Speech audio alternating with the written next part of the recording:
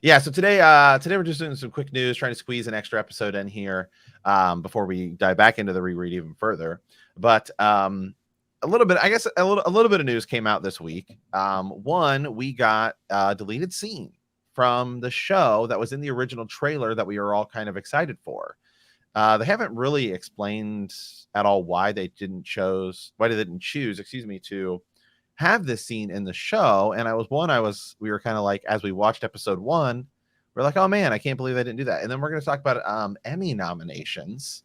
Mm-hmm. And did Wheel of Time get snubbed? Because I actually think I'm going to defend him a little bit here. Yeah. And say I think there was some snubbing going on. Oh boy. Some gentling. Whoa. Some stilling. Something's going on here. Something's up. Okay. All right. Yeah. So first we can start with the deleted scene. So if you remember in the original, for those of you guys watching on YouTube, you'll see the clip, but for those of you guys listening on the podcast, if you remember in the trailer for season 1, we saw this shot of Egwene in the pool, and she comes up and she has all like these different colors over her, right? Right. And so the scene itself is around a 2-minute scene, really. And if they wanted to include this in the episode, you could have trimmed it up, changed it a little bit. Right. You don't have to include the entire scene, but it's clearly like shot, done. It just didn't make it into the final thing. But man, as we watch this scene, it's really cool. It's really awesome. And you're on a streaming website, so it's not like you have to worry about commercials or runtime or anything. I kind of felt like this should have been in there. I think it would have helped expand the idea, getting to see the women's circle. Instead, they just did the pushing off the, off the cliff. I mean, do you think they should have had this in there?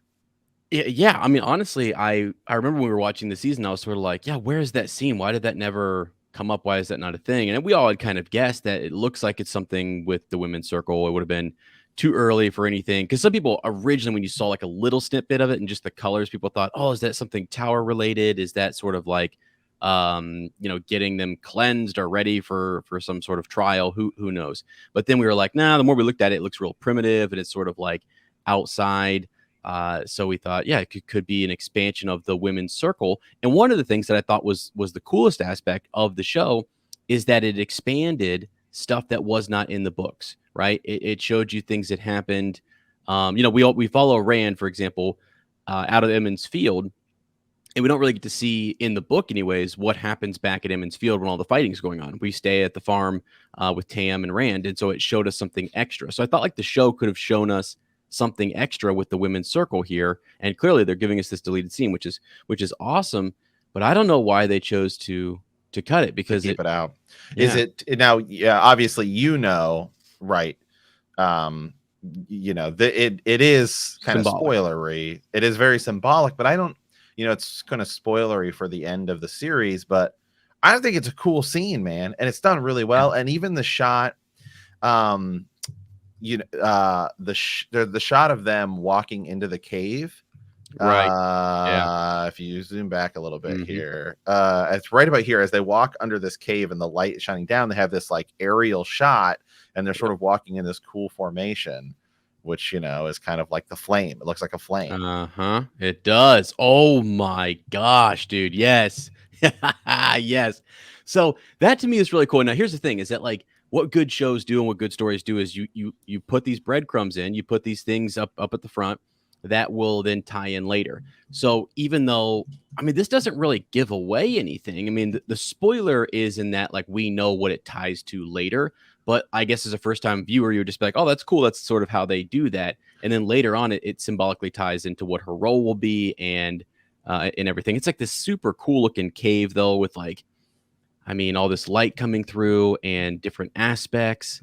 So I just feel like I'm shocked that they didn't. Right. It also to somebody, obviously, to viewers who didn't watch the show or who didn't read the books, excuse me. I just feel like it immediately sort of tells you that, oh, there's something really special about Egwene, obviously. Right. Like people are going to watch this and be like, oh, there's people are going to watch this and be like, oh, this girl's going to be something important. And then later in the episode, we see that she did the women's circle thing. I guess maybe it does take away a little bit of you. Does it take away a little bit of the Rand Egwene relationship? Right? Because the next time we see her get pushed off a cliff. Yep.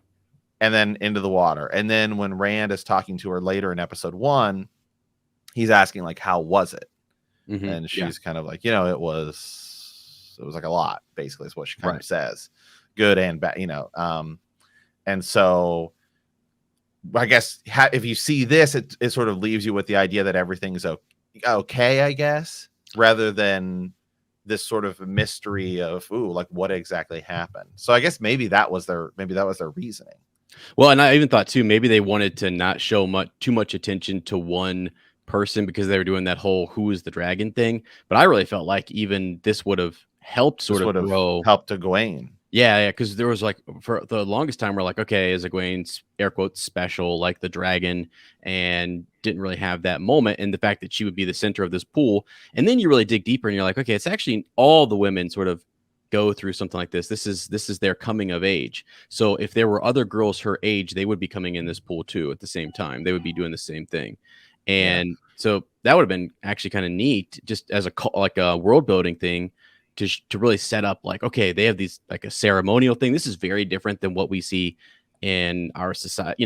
We don't see this type of ceremonial ritual passage, coming of age thing. So it would have been neat. Yeah. So episode 1, I just pulled it up. 54 minutes was the runtime, and so that would have pushed it to an hour. It would have pushed it to 60 minutes. I mean, well, really, because it is a little lengthy scene. Maybe they felt like the pacing. It's like 3 minutes, I suppose, but it is sort of a slower scene. So maybe they felt ultimately like it knocked off the pacing a bit, because I feel like they missed it. I feel like this should have been in there. Yeah, me too, because it's really well done. It's got all this power moment with all these different women. Nynaeve, super awesome, leading them and everything. And then that pool becomes important later when we see Nynaeve hid from the Trolloc in it. Yeah. Yep. Exactly. Yeah. Yeah. No. And then also Moraine walks in there while Nynaeve is like taking care of it. Mm-hmm. Remember? And she's talking to her. She's trying to figure out how old she is. Oh, you're 27 then. Right. And we're almost wondering, I mean, we saw the trailer, so we understood what that was based on the trailer. But I guess if you hadn't seen it, what's the significance of this place where she's at? I mean, it just, not that you need it to have a lot of significance during that conversation. It's more about their conversation, but it's cooler that the wisdom is in there cleaning everything up and getting everything ready to go, or cleaning up afterwards or whatever like that. That would have been a cool moment. Not gonna lie, because like you said, you're pointing out some of these things as we see again here, them walking through almost like a serpent path, but then that serpent path also turns into that ancient Aes Sedai symbol, the flame of Tar-Valon, and all the little. It's a pretty sick scene. I'm not gonna lie. It's like there's a lot of layers to it, which is like, man, wow, you put a lot of attention to detail into this. Why would this get cut? This is awesome. I know. Yeah. And I mean, again, obviously, I'm sure Rafe and others were like, no, we want to keep this. And it comes down to studio and who knows, who came in there and said, nah, it's just too long and we're not going to risk it. I guess I don't know, though. I mean, that's where it's like, that's where I'm always on streaming services. It's different because you're not competing against on television. You're locked in because you have to have ad breaks. Yeah. In streaming, you don't. I mean, Stranger Things just had a 2.5 hour episode. Why? Because it's on Netflix. Could that have been 3 regular episodes? Sure, but they said we want it to be this. Yeah. So they for whatever reason they chose not to include this scene. But I feel like it almost to not include this. I feel like your decision would have had to have been either pacing of the episode, or you ultimately decided it gave too much away. But it made it into the trailer. So clearly it was like a last second, as you're getting down to the final thing here, you're saying that, yeah, we can't include this. Yeah. So I just wonder what that reasoning was. Right.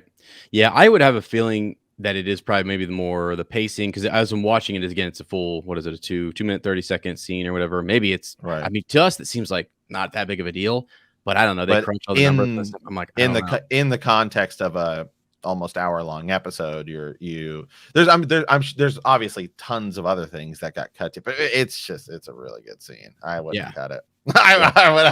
It's too good. I'm looking at this and I would not have cut this. Well, and some of it here in the beginning, you've got the mountains. They just did a really good job of showing. I mean, you don't have to have all this intro part in, but like they're really showing us the journey that they take to get to this pool, which is also important. Like later on, like Nynaeve runs pretty far away from the village to get away from Trolloc.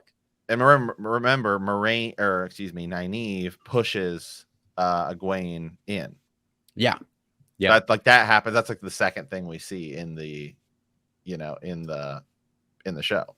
Right. And I don't know where you want to go next with our conversation, because I am looking here at, by the way, their costumes, and I am looking at all the. I've always felt like this was, you feel like you're in whatever you want to call Randland or the Greenlands, the Westerlands, whatever this is, this Wheel of Time world.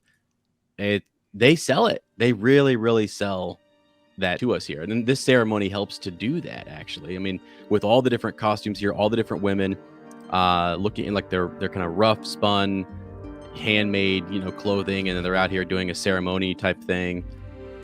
Right. I think they kill it. I think this is one of the coolest parts of the show is actually just seeing the world come to life, like the village, the sets, the costumes, and all that stuff. So it's wild.